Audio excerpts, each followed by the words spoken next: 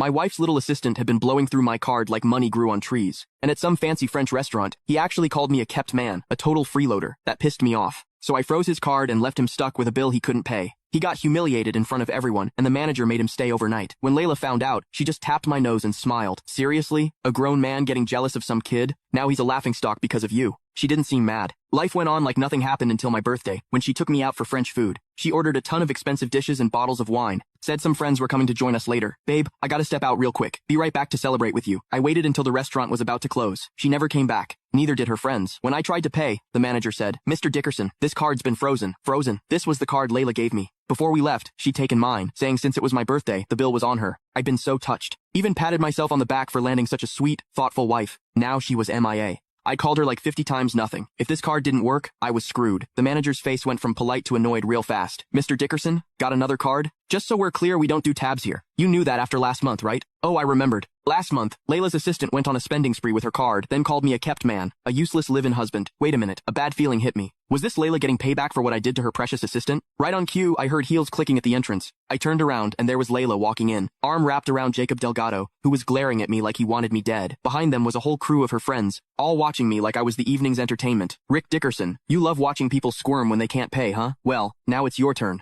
Let's see how you handle it. The room went nuts. Heard this Rick guy married into money. Now his wife shows up with her new boy toy to watch him suffer?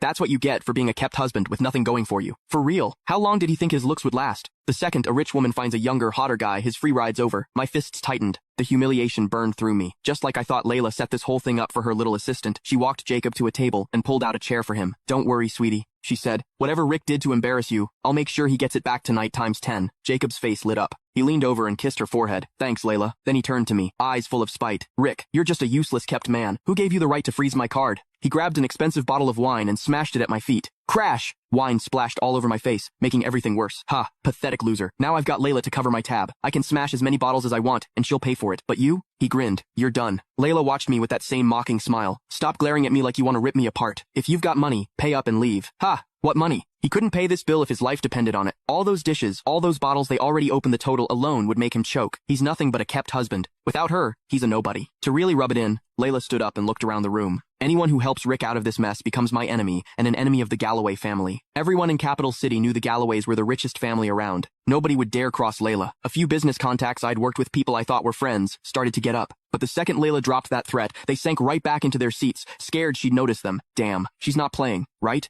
I thought since they're still married, she was just venting. But this is serious. After that warning, who's dumb enough to help him? I lost it. I stormed over and grabbed Layla's wrist.